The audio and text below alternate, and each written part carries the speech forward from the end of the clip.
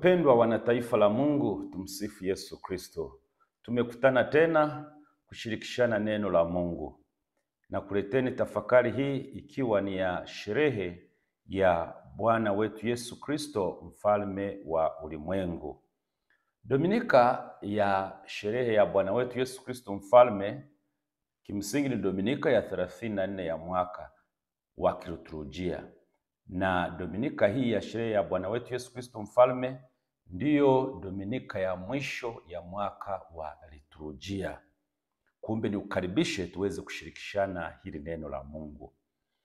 Ni wakati naandaa mahubiri haya, nimejitafakari sana. Nikasema pengine tuone nini maana ya neno hili mfalme. Wengi wetu wazee pengine walio na umri mkubwa miaka 60, 50 kule, neno hili linaweza likawa limezoeleka kwetu. Lakini mfano kwa vijana, neno hili mfalme si neno ambalo kwanza linatumika sana, iwe katika habari, mitandao na kadhalika. Ni neno la zamani kidogo kwa namna moja au nyingine. Hebu tujikumbushe. Neno mfalme ni mtu gani, au kwa maana nyingine ni kiongozi mwenye mamlaka ya kuongoza watu, kundi kubwa tena, na inaweza ikawa taifa au hata zaidi ya taifa. Na katika historia ya ulimwengu huu, wafalme wamekuwa walinzi, waamuzi na viongozi wa ustawi wa mataifa yao. Na miongoni mwa wafalme ambao tunaweza tukajikumbusha kidogo, kwanza kutoka katika Biblia tuna mfalme Daudi wa Israeli ambaye alitawala takriban miaka 40, na utawala wake ulikuwa ni wa ushujaa kabisa na mwenye moyo wa ibada. Lakini vile vile baada yake tunamkuta mfalme Sulemani, naye alitawala miaka takriban 40. Alikuwa maarufu kwa hekima na ujenzi wa hekalu la Yerusalemu kule. Lakini utawala wa Kiingereza umekuwa na wafalme wengi sana, tangu ulipoundwa miaka mingi iliyopita. Na kwa sasa hivi tuna mfalme ambaye kwa sasa hivi ni Charles wa tatu, kiongozi wa kifalme wa sasa wa Uingereza. Lakini kwa mfano Hispania kwa sasa tuna mfalme Felipe wa sita, kiongozi wa kifalme wa taifa la Uhispania leo. Lakini miaka kwa mfano 1856 mpaka 1884 kulikuwa na mfalme Mutesa wa kwanza wa Uganda. Uganda walikuwa na mfalme pia Kabaka, au Ufaransa walishakuwa na wafalme pia wa kutosha. Hawa wafalme walisifika sana karne zilizopita, ila sasa nchi ambazo kama za Ulaya hata Japani mfano pia ufalme umebaki, lakini ufalme hauna nguvu za kiutawala kwa sasa hivi kama ilivyokuwa zamani. Wamebaki ni viongozi wa heshima wa mataifa yao, na wanaheshimika sana kwenye matukio ya kitaifa na kadhalika, wanakuwepo. Kwa hao walikuwa ni wafalme na walikuwa na nguvu. Kwa mfano ukichukua kama ufalme wa Uingereza, ulikuwa unatawala nchi nyingi za ulimwengu. Tawala Uingereza yenyewe, tawala Afrika nchi nyingi ikiwemo Tanzania hii. Ukienda kwa mfano India wametawala, Australia wametawala, Canada walikuwa na watawala. Ulikuwa ni ufalme wenye nguvu. Kwa hiyo ndivyo ilivyokuwa. Sasa tukirudi kwenye mada yetu kuu, tafakari yetu, kwa nini Yesu Kristo anaitwa mfalme? Yesu anaitwa mfalme kwa sababu yeye ndiye mwana wa Mungu aliyekuja kuanzisha ufalme wa Mungu, hapa duniani. Na ufalme wake tofauti na ufalme wa kiulimwengu. Ufalme wake ni wa haki, ufalme wa amani, ukweli na upendo. Malaika alimwambia Maria kwamba Yesu, na nukuu, atamiliki juu ya nyumba ya Yakobo milele na ufalme wake hautakuwa na mwisho. Luka sura ya 1 aya 32 mpaka 33. Wakati wa mahojiano ya Yesu na Pilato, alipokuwa Yesu amekamatwa, Yesu alisema, na nukuu, ufalme wangu si wa ulimwengu huu. Yohane 18:36. Hii inaimaanisha kwamba utawala wake si wa silaha wala mabavu, bali ni wa kubadilisha mioyo. Vinginevyo ungelikuwa ni wa silaha na mabavu, wafuasi wa Yesu wangeliweza kupambana na wale maaskari waliokuja kumkamata Yesu. Kumbe Yesu Kristo ni mfalme kwa sababu kitu cha kwanza anatupatia ukombozi kupitia kifo chake msalabani, Wakolosai 1:13 mpaka 14. Namba 2, Yesu Kristo ni mfalme kwa sababu anaongoza kwa upole na huduma, si kwa kutawala kwa nguvu, Mathayo 20:28. Lakini namba 3, Yesu Kristo ni mfalme kwa sababu anawatawala katika ufalme wa milele ambao haupitwi na historia, Ufunuo 19:16. Falme zote ambazo zimekuwepo, zingine zimeisha kufa, na hizi zilizopo itafika mahali zitaisha, si kwamba zitakuwepo milele. Lakini ufalme wa Yesu ni wa milele, ni wa upendo, ni wa huduma, ni wa huruma, na unatuletea ukombozi wa kiroho, lakini na kimwili pia. Baada ya kuona huo utangulizi, hebu tuone historia fupi, katekesi fupi ya sherehe ya Yesu Kristo mfalme. Sherehe ya Yesu Kristo mfalme wa ulimwengu ilianzishwa na Papa Pio wa 11 mwaka 1925 kwa waraka aliyoutoa uliokuwa unaitwa Quas Primas. Wakati huo dunia ilikuwa imejaa migogoro ya kisiasa, kushamiri kwa itikadi za mabavu, vita na kupungua kwa amani. Kanisa liliona hitaji la kukumbusha ulimwengu kwamba mamlaka ya kweli, amani ya kweli na tumaini la kweli vinapatikana kwa Kristo pekee, si kwa nguvu za kibinadamu, si kwa akili za kibinadamu. Kwa hiyo mwanzoni sherehe hii iliazimishwa Jumapili ya mwisho wa Oktoba, lakini baada ya mageuzi ya kiliturujia ya mwaka 1969 ikahamia Jumapili ya mwisho wa mwaka wa kanisa, ambayo mpaka sasa hivi tunaendelea nayo kama nilivyokwisha sema kwenye utangulizi, ikiashiria kuwa Yesu Kristo ndiyo mwisho wa historia na mfalme wa milele. Sasa twende kwenye tafakari masomo yetu ya leo. Somo la kwanza linatoka kitabu cha pili cha nabii Samueli sura ya 5 aya ya 1 mpaka ya 3. Katika somo hili tunasoma maneno yafuatayo: Daudi anakuwa mfalme wa Israeli na Yuda. Nisome mstari michache hapa. Kisha makabila yote ya Israeli walimwendea Daudi huko Hebroni na kumwambia, tazama, sisi ni mwili na damu yako. Hapo awali Sauli alipokuwa mfalme wetu, wewe ndiye uliyewaongoza Waisraeli vitani, na Mwenyezi Mungu alikuambia, utakuwa mchungaji wa watu wangu Israeli na utakuwa mkuu juu ya Israeli. Basi wazee wote wa Israeli wakamwendea mfalme Daudi huko Hebroni, naye akafanya agano nao mbele za Mwenyezi Mungu. Halafu wakampaka Daudi mafuta awe mfalme wa Israeli.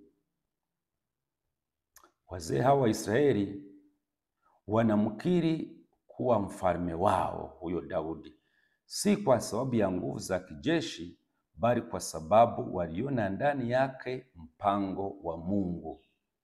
Na hii inaashiria Yesu ambaye alikuja baadaye miaka mingi, kwa sababu Yesu ni wa uzao wa Daudi. Yeye ni wa uzao wa Daudi, Yesu mfalme aliyeahidiwa, aliyeteuliwa na Mwenyezi Mungu kuunganisha si taifa moja, bali ulimwengu wote. Kumbe kama Daudi alivyounganisha taifa la Israeli, Yesu anakuja kutuunganisha sisi, familia zetu, wawe vijana, watu wazima, waamini wote na mataifa yote ya ulimwengu, kuwa na ufalme mmoja wa Mungu. Kumbe ndivyo huyo nabii Daudi alikuwa anaashiria kitu kikubwa mbeleni. Lakini somo la pili kutoka waraka wa mtume Paulo kwa Wakolosai sura ya 1 aya ya 11 mpaka 20 Yesu Kristo ni mfalme wa milele na mkuu wa vitu vyote. Katika somo hili Mtume Paulo anatuchorea picha ya ajabu ya Yesu. Anasema yeye ni picha ya Mungu asiyeonekana, aliye juu ya vitu vyote. Ndani yake vitu vyote vinashikamana, na ametupatanisha kwa damu ya msalaba. Ametukomboa kwa damu yake msalabani. Hakuna mfalme yote duniani, si Daudi, si Sulemani, si mfalme Charles wa Uingereza au mfalme Filipe kama nilivyosema wa Hispania, anayeweza kulinganishwa na Yesu. Hakuna, hata robo hakuna, hata moja ya 100 hamna. Na ni kwa sababu ufalme wa Yesu si wa muda, ni wa milele, si wa mipaka kwamba anaishia hapa na hapa, si ufalme wa kisiasa, ni ufalme wa milele na wa kiroho. Kumbe leo waamini wengi ukiona wanaishi katika dunia yenye vishawishi vingi, na hizo naweza nikaziita falme za uongo. Tuna falme za uongo hapa duniani. Ufalme wa pesa, kuna watu ambao pesa ndio mfalme wake. Ufalme wa mitandao hii ya kijamii, ufalme wa anasa, ufalme wa siasa na ubinafsi. Falme nyingi zipo hizo falme za uongo. Lakini somo hili la pili linatukumbusha kuwa Mwokozi wetu ndiye mfalme wa kweli. Kila pumzi, kila siku, kila baraka ziko mikononi mwa Kristo. Tumalizie tafakari yetu na somo la Injili, ambapo tunaona Yesu ni mfalme anayesamehe na kuokoa. Luka sura 23 aya 35 mpaka 43. Injili ya leo tunamwona Yesu yuko juu ya msalaba, na juu ya msalaba huo, ukiona msalaba yote, kuna kibao chenye maandishi, huyu ndiye mfalme wa Wayahudi. Ni kana kwamba dunia ilikuwa inamdhihaki, na sijui walioweka kibao hicho kama walipokiweka walikuwa wanajua maana yake. Lakini huo ndio ukweli, ushindi wa Yesu wa kweli. Mfalme wa dunia anatawala kutoka kwenye kiti cha enzi, lakini Yesu anatawala kutoka msalabani. Na katika simulizi la Injili hii usome mstari mmoja baada ya mwingine, kuna mwizi mmoja anamtukana Yesu, anasema wewe uliwaokoa watu na wewe jiokoe. Lakini mimi naye mpenda zaidi ni yule mwizi mwingine aliyesema, Yesu nikumbuke katika utawala wako. Alimtambua Yesu kama mfalme pale katika mateso yake na Yesu pale msalabani. Na Yesu anamjibu kwa sauti ya kifalme, leo utakuwa nami peponi. Huyu bwana alishinda mbingu kwa urahisi sana. Alifanya toba ya kweli, akamtambua Yesu ni mfalme, na akasema naomba unikumbuke. Kitu kizuri sana. Alipata mbingu kwa urahisi kabisa hapa dakika za mwisho kabla ya kufa kwake. Hapo ndipo tunapoona aina ya ufalme wa Yesu sasa. Ni ufalme wa huruma, si wa kisasi. Vinginevyo angelipiza kisasi kwa waliomkamata, na kimsingi wasingeweza kumkamata. Ufalme wa msamaha, si wa hukumu. Ufalme wa mapendo, si mabavu. Ufalme wa uzima, si mauti. Na huu ndio ufalme tunaohitaji katika dunia ya leo, iliyojaa chuki, migawanyiko, unyanyasaji, rushwa, vita na mambo mengine kama hayo. Lakini sasa tunapokaribia mwisho wa tafakari yetu, kwa nini tunaendelea kusherehekea sherehe ya Bwana wetu Yesu Kristo mfalme leo? Kwa sababu mazingira tangu mwaka 1925 pengine yamebadilika. Kwa nini? Ni wazi, ni kweli dunia imebadilika sana, lakini hitaji la mwanadamu kwa mfalme wa kweli halijapungua. Na sababu kuu ni hizi. Kwanza, kwa sababu dunia bado ina falme za uongo, zile nilizozigusia. Kama ilivyokuwa zamani, leo kuna mitazamo ya siasa kali, utamaduni wa umaarufu na pesa, teknolojia inayotuteka, mitandao, artificial intelligence sasa ndio imekuja kwa spidi kali. Makampuni makubwa yote yamewekeza huko. Vita, chuki, ubaguzi, vyote bado vipo hivyo. Kumbe sherehe hii ni tamko kwamba Yesu ndiye mfalme, si falme hizi za dunia nilizozitaja za uongo.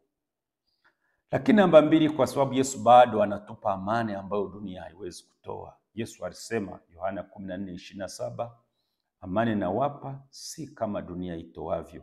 Familia zetu, mataifa yetu vinahitaji amani hii ya Yesu Kristo mfalme. Na wewe unayenisikiliza unahitaji amani ya Yesu Kristo mfalme. Lakini kwa sababu Yesu anatuonyesha pia mfano wa uongozi wa kweli. Uongozi si kiburi, uongozi si nguvu, uongozi si utajiri, ni huduma na kujitoa. Kwa ulimwengu wa leo unaopungukiwa viongozi waadilifu, Yesu anatufundisha kuongoza kwa upendo. Na ulimwengu wetu umejaa majeraha, kuvunjika kwa familia, matatizo ya vijana, hofu, kushindwa, dhambi. Lakini Kristo mfalme anatuita kama alivyomwambia mwizi pale msalabani, leo utakuwa nami. Yeye ni mfalme anayepokea, anayekumbatia, si mfalme anayefukuza. Tunapoadhimisha sherehe hii, tunatangaza kwamba safari yetu haimaliziki hapa duniani. Inaishia kwa mfalme Yesu aliye wa milele yote. Wapenzi wa Mungu, sherehe ya Yesu Kristo mfalme ni mwaliko wa kujiuliza, nani kweli anayatawala maisha yangu? Ni pesa? Ni hasira? Ni mitandao? Ni akili mnemba hizi artificial intelligence? Ni mabavu? Ni elimu yangu? Ni cheo changu? Au ni Kristo? Leo tunapomkaribisha mfalme wetu katika meza ya Ekaristi katika maisha yetu, tumruhusu ayatawale maisha yetu, fikra zetu, mioyo yetu, familia zetu, ndoto zetu, maamuzi yetu. Kristo sharti atawale. Tumsifu Yesu Kristo.